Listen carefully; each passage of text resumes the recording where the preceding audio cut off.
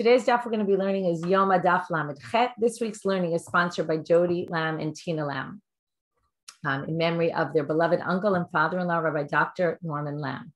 Nachum ben Meir Shmuel V'Perel. Rabbi Lam taught us the Torah was a gift given by God equally to men and women. He championed women's learning in passionate speeches.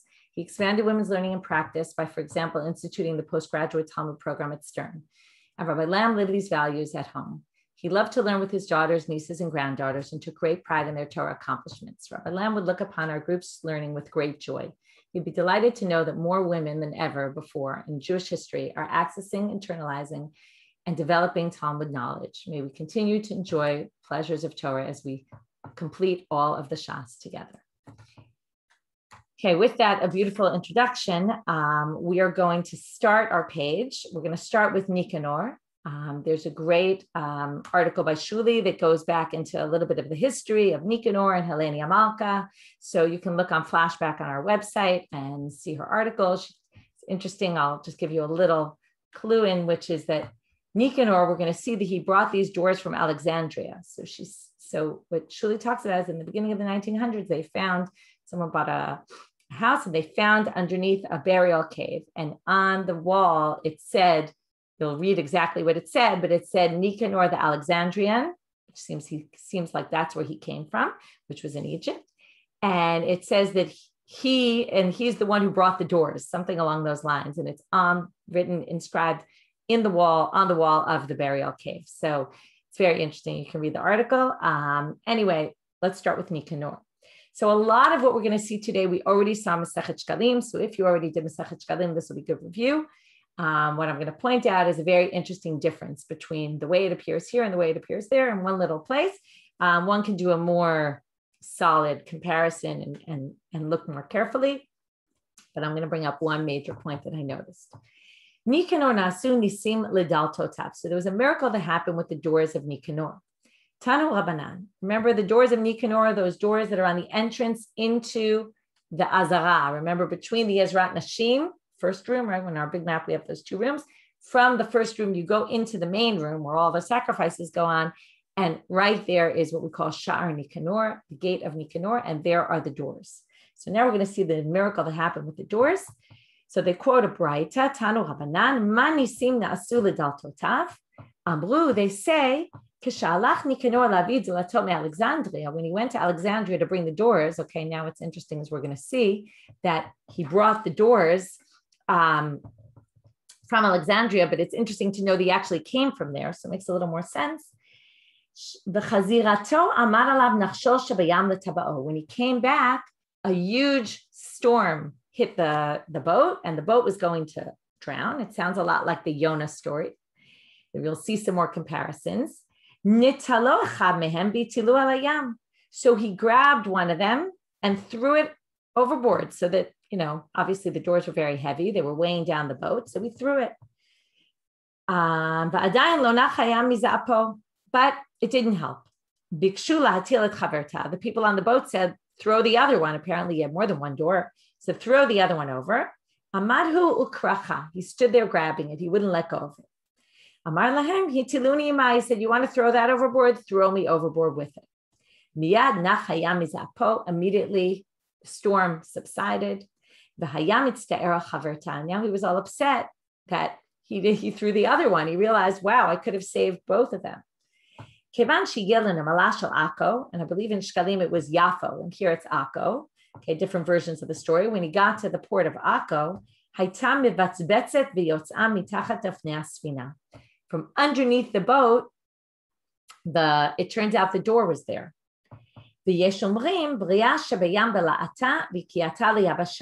Some people say it was swallowed up by some sea creature who spit it up onto the shore. This sounds just like the Yoma story. And that was a different way that the door got there. So either it had been dragged under the boat the whole time, or some creature had swallowed it and spit it out, right? Try to imagine a creature swallowing a big, gigantic door.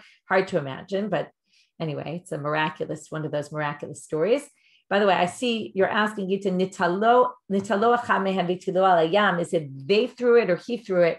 I think it's probably they threw it, actually. I'm guessing it's the people. I'm trying to figure out grammatically if it's clear. And it's nitalu could be, right, I think it means probably plural. It sounds like they did it, but I'm not 100% sure.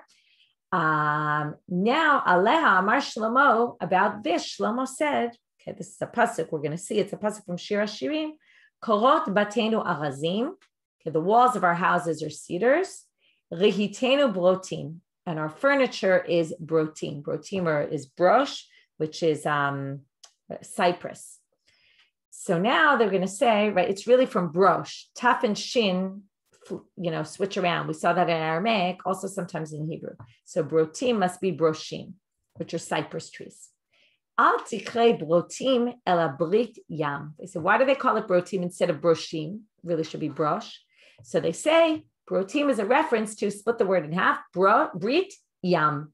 Okay, that it was a covenant of the sea, which was this story of Nicanor, right? Because he's talking about korot batenu, the walls of our houses. It's a reference to the Beit HaMikdash and the temple. The walls are made from a brit yam, which is the doors of Nicanor. Lefichach, now they're going to explain something else that happened in the temple, which is that at a certain point, I talked about this yesterday, they kept improving and making things out of gold. Originally they weren't, and then they did. And the only one gate that they didn't change was the Shar of Nicanor. So they're going to now explain 3 different explanations as to why Shar Nicanor wasn't turned to gold. Lefichach, kol hasharim shayu b'mikdash nishtanu liyot shel zahav chutz misharei Nicanor mipnei shenasu bo nisim. So this story comes to explain some other phenomenon, which is everything else was turned to gold ultimately, but not the gate of Nicanor, because they wanted to remember the miracle, and therefore they wanted to leave it as it was from the beginning. The Yeshomrim, some people say that it's not for that reason. It was a different reason. Mishum, they were made of copper. Mishum shenechushtan mutzhevet haita. The copper was a golden shade of copper. So it already didn't need to be shiny like gold, because it already was. Rabbi Eliezer ben Yaakov Omer, remember, he's the one who always has traditions about the temple. We actually saw him yesterday. Nechoshe klunita haita. It was a very refined copper. V'haita me'ira keshel zahav, and it shone like gold. So klunita means, either it means refined, or maybe it's Corinthian. And the Corinthian copper was known to be refined. Either which way, it means it was very refined. It's just a matter of what exactly this word klonita means. Does it mean it came from some place? It sounds like klonita, which possibly is Corinthian. Anyway, 3 different explanations as to why they didn't change it to a door of gold. Okay, new Mishnah. Before we read this Mishnah, I want to remind you of our previous Mishnah, because it's really a continuation. What we saw in the previous Mishnah were all these people. We started with a description of the Goralot, and then we said that the lottery, right, the tablets that they used for the lottery were made of gold, right? That Ben Gamla made them of gold. And then Hayumas Kirim Oto L'Shevach, people praised him for this. And then it continues to say a bunch of things that people did in the temple that they were praised for, like Lenia Malka and Ben Katin, and we got to Nicanor and all that. Now we have the opposite. Elu L'Gnai. These are people in the temple that were actually mentioned in a negative light. Okay, they were disparaged, and we're going to see why. The Beit Garmu family knew how to make the showbread in a special way, and they didn't want to tell anybody how they did it. We're now going to see 4 people that had special talents, and they didn't want to share them with anybody else. So the Beit Avtinas family knew exactly how to make the Torah. We'll talk about this soon in more detail. They didn't share their secret with anybody. Hugras ben Levi ayayudea perek bashir v'lo ratza lelamed. Sounds like he knew a certain song, how to sing it, but it doesn't. We're going to see it's not exactly what it means. But he knew some unique way of how to sing, and he didn't want to tell anybody. Now, those 3 all have to do with rituals in the temple, right? Between the showbread being there, the ketoret, the incense being offered, and even the singing. The Levites were in charge of singing in the temple. The last one is a little bit different. Then he had a unique way of writing, and he didn't want to share it with anyone. Now, there's no exact mitzvah to write, especially we're going to see the way he wrote. It's not like there's a special mitzvah to do it, but his seems to be a bit of in a different category than the others, and we'll see at the end they're going to distinguish him a little bit from the others. We actually saw this in Shkalim, that there's 2 different ways to read this Mishnah. One is to say, Al Rishonim, it was said, Zecher Tzadik Lebracha, all of these people will be mentioned with blessing. What's Rishonim? Rishonim sounds like the previous Mishnah. All the people that we were saying were great. And all these people that already said, Elu Lignai, these people were disparaged, sounds like, right? And on them it was said, the name of the Rishaim will rot. Okay, so Zecher Tzadik Lebracha, we already saw this yesterday. When you mention the name of a tzaddik, you're supposed to make a blessing. Right there, we talked about God's name because God is a tzaddik, and that's why we say Baruch Shem Kavod Malchuto Le'olam Va'ed. But when you hear the name of the name of evil people should be wiped out. Okay, notice by the way, we'll darshan this later. Tzaddik is in singular and Rishaim is plural. Talk about that soon. Some people read this line to say no. The Rishonim, the first people mentioned in this Mishnah, are in the end mentioned for good, which are the first three, and al elu ne'amar, on the last one it was said v'shem Rishaim Yerkav. The last one, he was bad though, and we'll see why, because in the end they're going to show that all the others had something that redeemed them, whereas he didn't have anything. You have to say, why would it say elu? Then elu is plural. Well, we'll see at the end that they're going to say that Ben Kamser and his friends, it wasn't just him, but it was also his friends, were problematic. And on them it says Shem Rishaim Yerkav. So there's two ways to read this. Either the Rishonim are the previous Mishnah, or maybe the Rishonim are the people in this Mishnah, and they actually ended up with some redeeming factor. Either which way we're going to say they have a redeeming factor. The question is, are they still mentioned in a disparaging way or not? Tanu Rabbanan. So now we're going to see the story. And again, this appears almost word for word in Shkalim, exactly the same. Beit Garmu hayu b'ki'im b'maseh lechem hapanim. They knew exactly how to make the lechem hapanim. I mentioned last time, I actually mentioned his name incorrectly, but Les Seidel does these workshops and they're amazing. And if you come to Israel or you live in Israel, I recommend them because it'll give you an into how the breads of the temple work. And he actually bakes the lechem hapanim with you. Okay, I'll give you some description of how he did it. And this is based on research he did. He had a mold that was kind of like an open box mold. Okay, not only a box on three sides of a box, like a rectangle, but right, like a flat, and then two sides.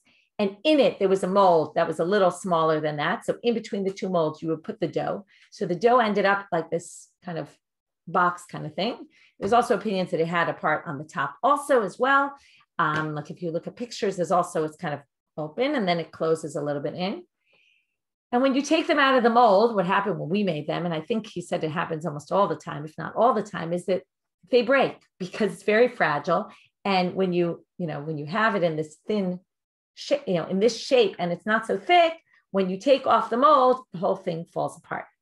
And if I remember correctly, what he suggests is that this is what we're going to see that other people couldn't reproduce, how to make this bread without it breaking, okay? The literal translation seems to say it got moldy, but it's not so clear if there was really mold or it just broke and it was ruined. So let's read what happened. So they didn't want to teach anybody how to, I'm sorry, I went back to the Mishnah by accident. Start with the Gemara. They knew exactly how to bake it properly and they didn't want to teach anyone. Right? Sounds like this one person has this great challah recipe, right? And she doesn't want to tell anybody how good what her recipe is because she wants to be known as the one who makes the best challah. So again, we're going to see Alexandria, where we saw Nicanor before. Apparently, it was a very big city, and it must have been that they had experts in all sorts of areas. So they tried to find people from there who could do this. And they knew basically how to bake like them. But they couldn't take it off the walls now, whether it's off the molds or off the oven. They didn't know how to take it out. And that's why I think it sounds like what I saw in this bakery, which is that they really fall. It's very hard to take them out. What they did, the people from Alexandria, they would bake outside the oven. They didn't know how to bake it inside the oven, and they would make it outside the oven like you do with pitot, and you put them on the outside of something that's heated up. So they make the fire outside, and they would bake it outside. But the baked garmu would be able to do it inside the oven, and they knew how to do it right. So the Alexandrians, they did it, and their pitot, again, whether this means it got moldy or maybe it got ruined, which maybe means it just broke, and the Beit Garmu family knew how to do it right. When the Chachamim realized, the sages realized this isn't going to happen. So what happened? They said, everything God created is for his glory, which means if he created these people and they knew how to do something in a special way, even though we're not happy that they're not sharing their secret, we have to bring them back. Right? God says, everyone who is called in my name, and they are created for my glory. So from there they learn, let's bring them back. So they went to return them to their jobs. If you remember this funny story then, the rabbis tried to woo them back, and they said, why? Oh, they didn't even woo them yet. They just said, come back to your job. And they didn't come. They said, sorry, but you fired us. We're not interested. So they doubled their salary and then they came, right? Remember the story, right? They did good business dealings, right? Free market, exactly. And they said, we'll come if you pass double the price. Here comes the big switch from what Shkalim says. The content is the same, but the wording is different. Now the Gemara tells us, or the Braita, B'chol yom hayu notzlim 12 mana, v'hayom 24. Now in Shkalim, I don't remember exactly the words, but I looked and it definitely doesn't use the words B'chol yom. Okay, it basically says, they used to make this and now they made this. But here it's worded B'chol yom v'hayom, right? It sounds just like the stories we just had with Hillel and Rabbi Elazar ben Charsom, B'chol yom v'yom, and Pamachat, right? It doesn't have the exact same word, the Pamachat, and here it says V'hayom. Okay, so, and clearly the story isn't just on that day they got double salary, it's for then on, they got double salary. So it seems like someone edited this Braita to be in Yoma and wanted to specifically highlight, right? If you notice, we're in something that has nothing to do with Yom Kippur.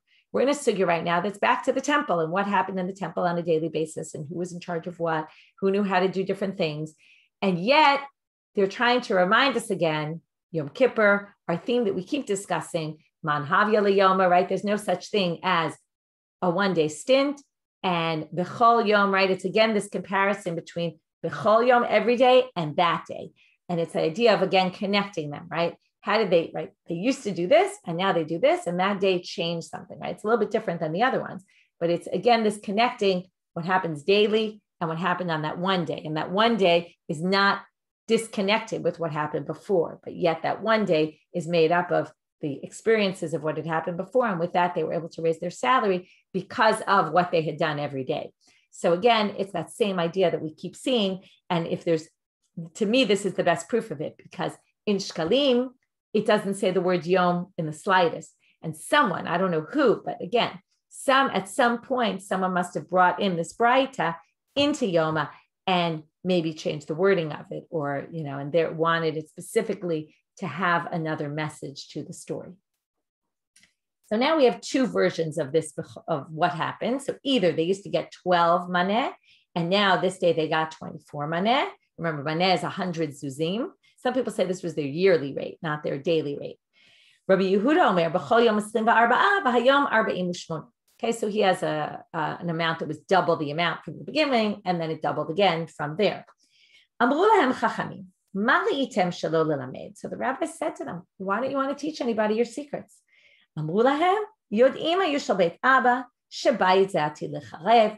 We know from our fathers that there's a tradition that we all know the temple is going to be destroyed. Shema yomod adam she'eno mu'ugan v'yelech v'yavod avodat kochavim b'kach. We don't want anyone who's going to worship idols in the future to learn how to make the lechem hapanim and make it for idol worship.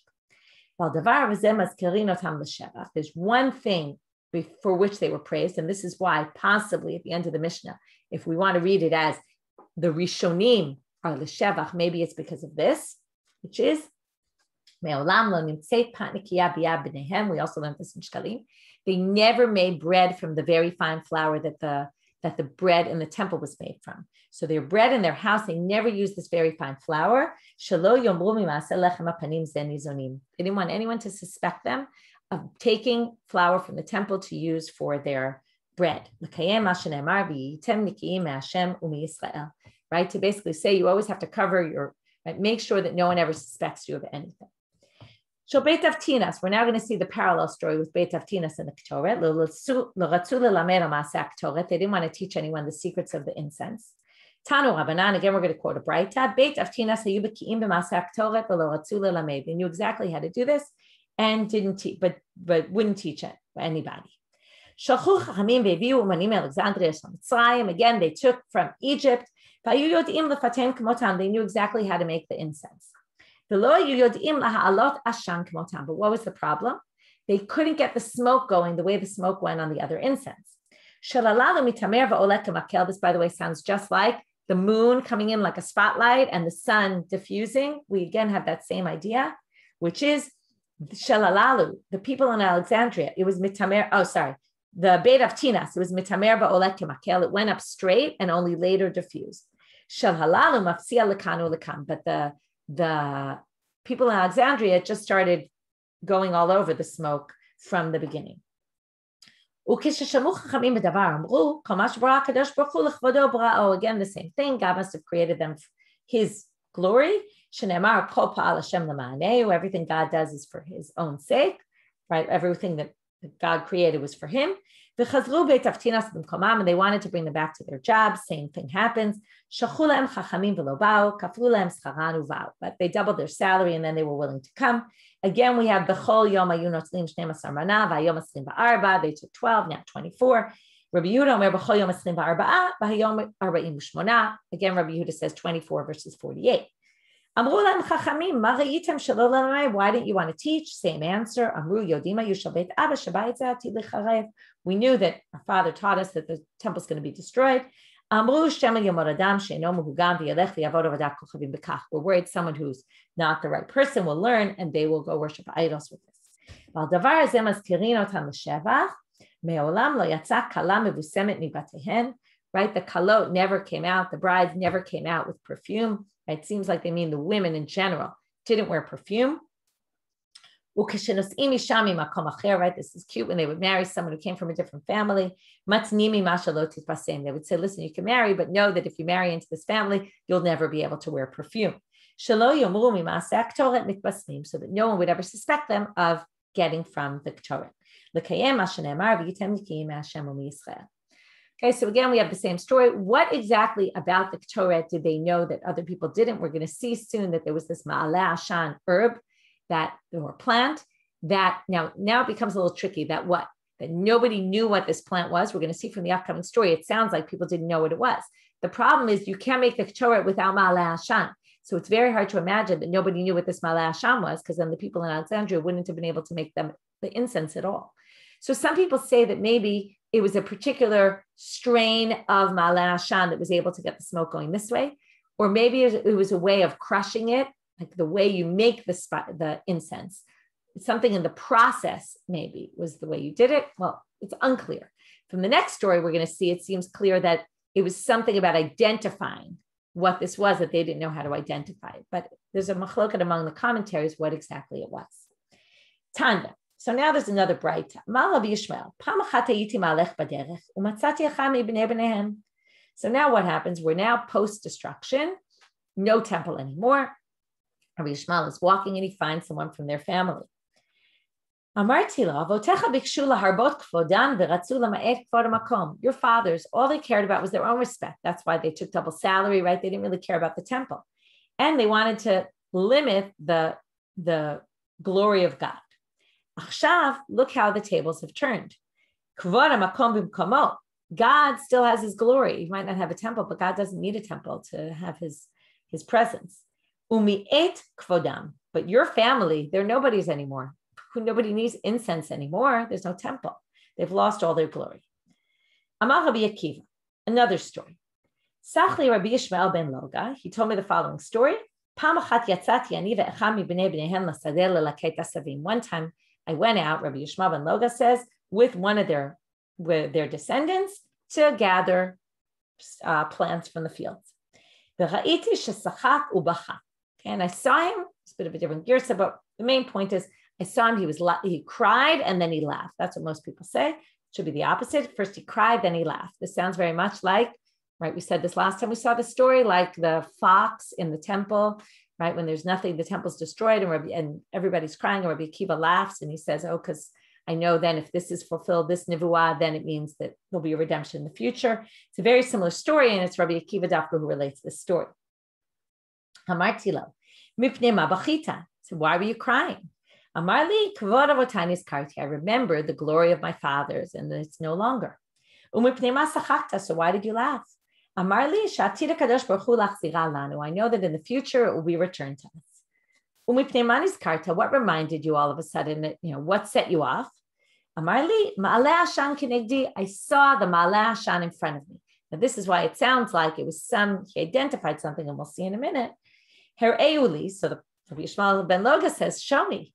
Amar li, shvu'ai biyadenu she'en marino tov l'chol adam. No, I swear I can't show it to anybody. And that's why it sounds like there was something about the identification of it that was kept a secret.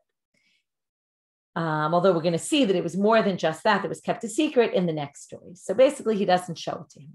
But now we have another story. Amar Rabbi Yochanan ben Nuri. Pam achat matzati zaken echad u'megilat samemanim biyado. I saw someone with a recipe of all sorts of spices. Amarti lo, me'ayin ata, where are you from? Amar li mi beit avtinas ani. He told me, I'm from the house of Beit Avtinas, from the family. Uma biyadcha, what are you holding? Amar li megilat samemanim. I'm holding this recipe of spices. Her euli, he says, show me. Amar li, kozman shebeit abba yu kayamin lo yu moslin oto lekol adam. When my fathers were alive, they would never give this to anybody. But now I'm going to give it over to you. But be careful with it. And when when I told Rabbi Akiva this story, he said, from now on, we can no longer say bad things about these people. And again, maybe that's what made this switch in the Mishnah. If we understand the Rishaim, it says Zecher Sadik Livracha, and only on the Rishonim, on the first ones. Maybe it means that they switched because of this, about Beit Avtinas, because eventually they did give over the secret. Again, there's two different secrets they seem to be referring to. One is the Ma'aleh Ashan, and the other is the recipe for how exactly to do it. And in the end, they did pass on the recipe, and therefore they're no longer disparaged. Doesn't really say about the others. Again, we saw about Beit Garmu that at least they had something redeeming about them, that they would never eat the bread made with this fine flour. Anyway, it's unclear exactly what happened to them. Now we get to something that also wasn't mentioned in Masechet Shkalim. Amar ben Azai, right? All this we saw in Masechet Shkalim, but here we get something else. Ben Azai, and first from here, B'shimcha yikra'ucha, u'bimkomcha yoshivucha. They'll be called in your name. B'mkoma yoshivucha, they'll be put in your seat. U'mishocha yitnu lecha, and from you they will be given, meaning from God. Okay, what this means is what they had was God-given. Their talents were God-given talents. Ein adam nogea b'muchan l'chavero, ve'em achu nogat b'chaverta afilu kimalonima. This means that everybody has a place. This was their job, and that's why God didn't allow them to be replaced by anybody else.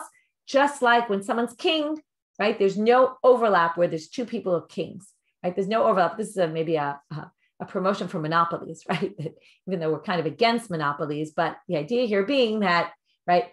Everybody, this is your job, right? You get to keep your job, even if it means you're going to get double pay for it, right? Because they had a monopoly on it, right? But it seems like there's this concept, certainly maybe when it comes to the temple, sometimes it's better to have one family in charge of one thing. They know how to do it perfectly. They keep it. And maybe they were, maybe the Gemara is also saying, maybe they were right for being concerned that maybe it would get into the wrong hands. Seems like it could be in the end, he was worried that keeping in his family might get into the wrong hands. And that's why maybe he gave it to Rabbi Yochanan ben Nuri. If you think about it also, I just hit me now. This is again, this idea of the passing. The story is very reflective of the passing on from the priest, the Kohanim, to the Chachamim, which is what our Gemara is all about, right? That we're now taking on the job of the temple. We're passing on the tradition, and therefore the traditions of the temple have to be passed on to us. And maybe that's what that story is getting at, the strength of the rabbis versus, right, the priests, which, right, are no longer in their glory, and we are now the ones who have to pass on the traditions. Kind of passing of the baton. And maybe that's what they're trying to say here also, that then it was Kohanim, but now it's moved on, right? They were the ones in charge then, but times are different now. Okay, again, the rabbis are always struggling with putting themselves, right? Saying, right? It's always you don't want to be arrogant. On the other hand, in order for the halachic system to work, people have to believe in the rabbis. So they're always trying to strengthen their position and show how they're the chosen ones now. Okay, so this sugya could also be part of that. Let's continue on. Hugras ben Levi. So he knew how to sing. What exactly is this? Tanya kashunoten kolo b'ni'ima machnis gudalo l'toch piv u'meniach etzba'o bein hanimim. So when he would sing, he would put his thumb in his mouth. Okay, which would, right, you know, people who make great sounds with their mouths, they can make almost sound like musical instruments. Some people say ben hanimim means between the strands of his mustache. Some people say it means between in the lyre, the kinor, and that maybe they were playing music at the same time as they were singing and making noises with their mouth. Everyone kind of jumped back. They were so amazed by the way he sang. Tanu Rabbanit, Ben Kamtzer he didn't want to teach anyone how he could do the special kind of writing. He would take 4 quills in between his 5 fingers. And he would basically be able to write he could write 4 letters all at once, write the word all at once. It seems that he was able to, while writing, it seems people say what we're talking here is the Yud-Kei Vav-Kei. He could write the Shema Mefarash of God all at one time. Each letter was written at the exact same time by a different finger, right? That sounds pretty talented. It seems hard to do that kind of thing. They said, why don't you want to teach this to anybody? Now, like I said, this is different. This isn't for a ritual necessarily. I mean, it could be they need in the temple to write the Shema Mefarash for something, but it's not really part of a temple ritual. So what do they say? Here we see where he stands different from everybody else. Everyone else had a response when they asked them that. He didn't have any response. Why not? Here's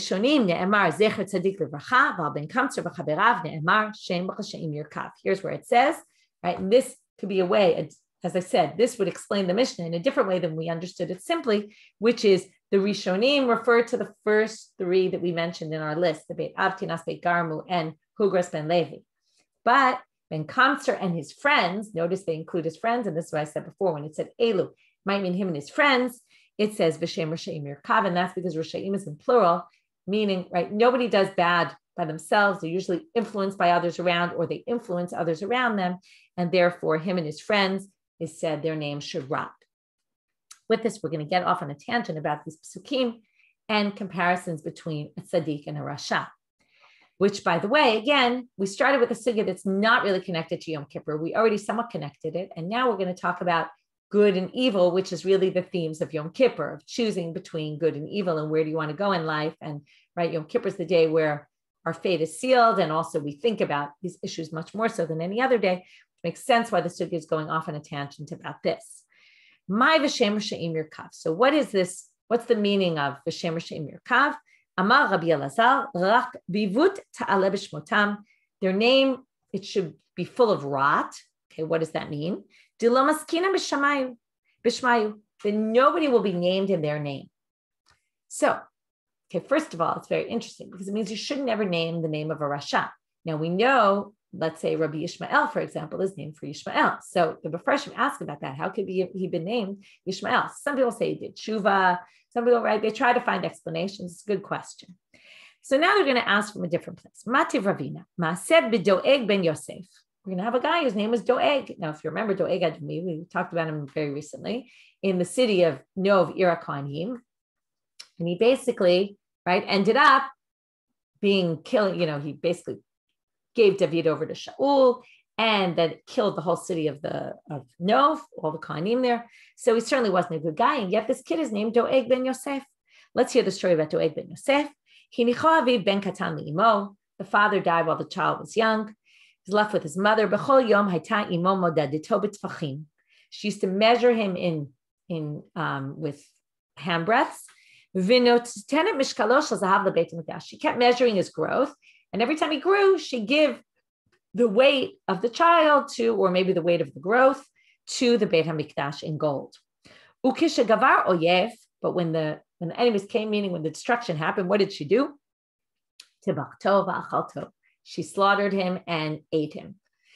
Va'aleh konen Yirmiyahu, it was people like that Yirmiyahu said, Im tochalna nashim piryeh olalei tipuchim. Now we're going to explain what is this tipuchim. It's with a tet, not a tapuach with a taf, an apple, but it's tipuchim. What is tipuchim? From tefach, from ham breasts. And what does it mean? Olale, olale are young children. Olale tipuchim are the young children that were measured in their, by hand breaths, and she would give the gold to the temple, and yet she ate her son. In other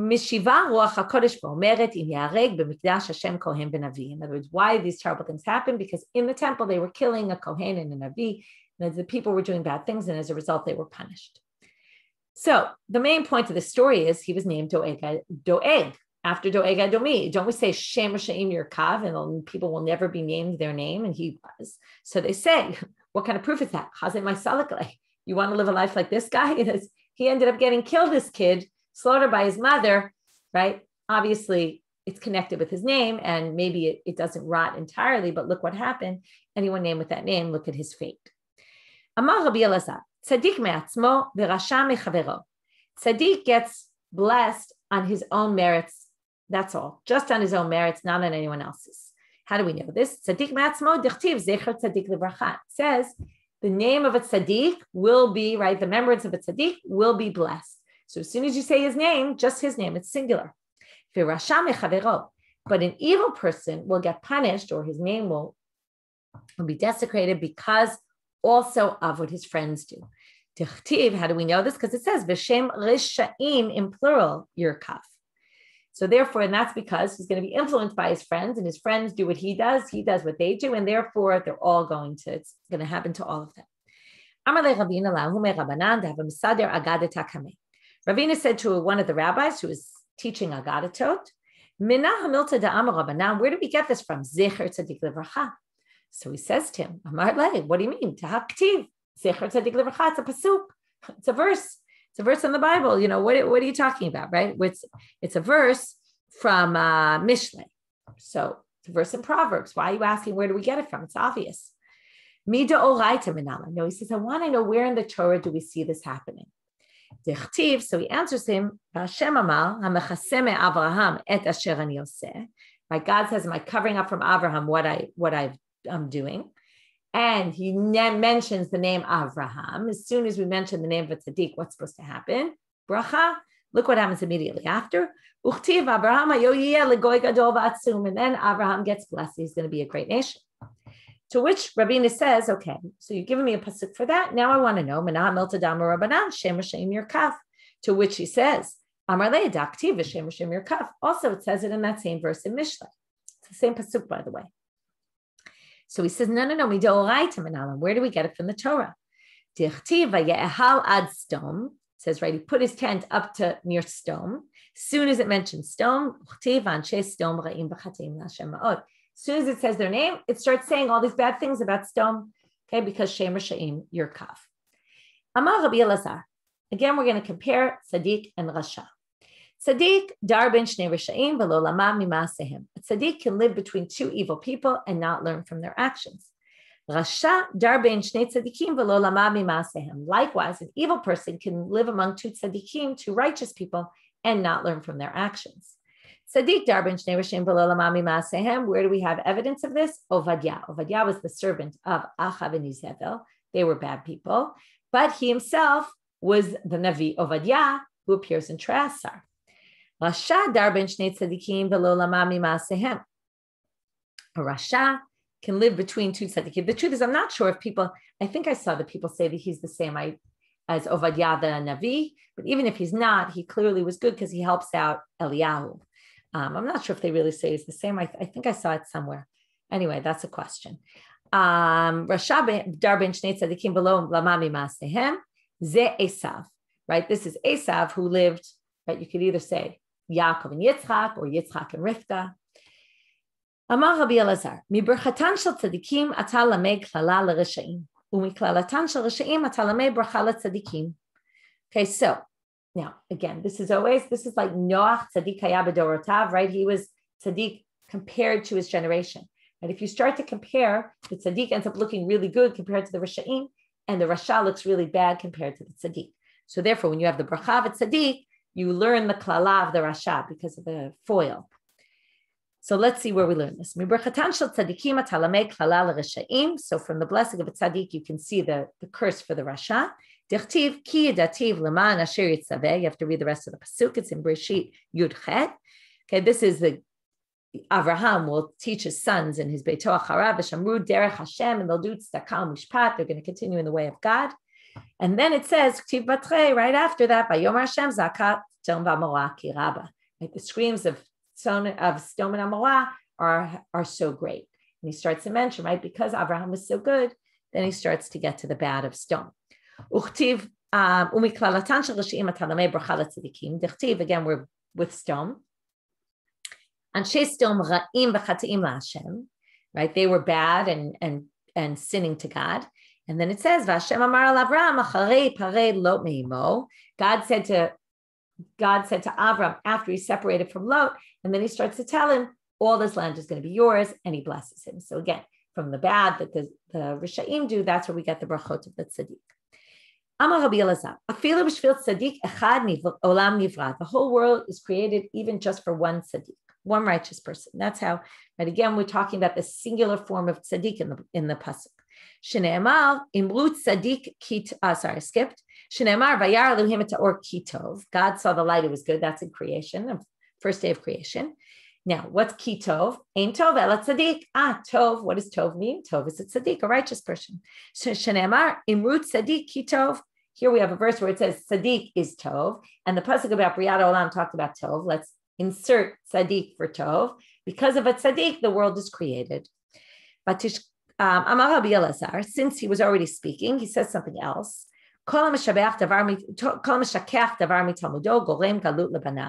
If you forget one thing that you learned, you cause exile to your sons. Now you might be thinking, we're learning Daf Yomi. We forget things all the time. Hold off. I have something to say about that. It says, if you forget the Torah of your God, then I will forget your sons. Rabbi Avahu Amar, Moridino Tomigdulato, not only that, he'll be taken down from his greatness. Shneemar, Ki ata hadat ma'asta ve'emascha mikahen li. You, again, we're just quoting different verses. You despised your knowledge. I'm going to despise you from being a Kohen. Basically, I'm going to take you down from serving me. It doesn't necessarily mean Kohen. It means from serving me, milechahen, from the verb. The point is here, certainly in the second verse, it says, Dat ma'asta. Sometimes you forget things because you just forget them because you're learning too many things, and Daf Yomi especially. But here what it means is ma'asta. You forgot it because you wanted to forget it. You decided to stop learning. You're not interested anymore in learning. You're not interested in remembering anything. It sounds like it's more intentional forgetting. That God is basically going to bring you down from your greatness, and therefore, I would say don't get as worried about all the things we forget from Daf Yomi. Okay. Amar Rabbi Chia bar Abba Amar Rabbi Yochanan. Ein tzaddik niftar min haolam ad shenivra tzaddik k'moto. A tzaddik will not die until there's another tzaddik in his place. Shneimar v'zarach Hashem eshuva Hashem. This goes back to what we saw about Ein Adam Nogea b'Chavero, or the Malchut, right? That there's this continuity, right? So there was more like there's not going to be an overlap. But here there's basically saying, well, we're going to make sure before he dies that there's the next one in place. Right? As the sun rises and the sun sets, right? There's this cycle. So what it means, right? They darshan this pasuk to say, before Eli died, Shmuel was already in place. Amar Rabbi Chia bar Abba Amar Rabbi Yochanan Ra'ah Kadosh Baruch Hu shetzadikim muatim Amadu shtalam b'chol dor v'dor. God saw there weren't a lot of tzadikim, so he made sure that there was at least one in every generation. And I know we talk about the Lamed Vav tzadikim, that there's 36, right? This one seems to say there's at least one. Shneimar, where do we get this from? Ki la'Hashem mitzukei aretz. The pillars of the earth are on God. Vayashet aleim tevel, and he puts the foundation down, which is making sure there's a tzaddik always. Amar Rabbi Chia bar Abba, because right, otherwise the world wouldn't necessarily continue to live, because we just said the whole world can be created and sustained because of one tzaddik. Amar Rabbi Chia bar Abba, Amar Rabbi Yochanan, afilu b'shvil tzaddik echad ha'olam mitkayem. Right, even for one person, one tzaddik, one righteous person, the world can be sustained. Shneimar b'tzaddik yisod olam. Tzaddik is the basis, right? The base, the holding the world together. And notice it says tzaddik in singular. Rabbi Chia didei amar mehacha raglei chasidav yishmor. Okay, he learns it from this pasuk. The legs of your chasidim will protect. So they say, what do you mean? Chasidav Tuva Mashma. It sounds like a lot of Chasidim, not one. So Amar Rav Nachman bar Yitzchak Chasidokti. If you look in the Psukim, it appears without a Vav. So you could read it as Chasido, which is singular.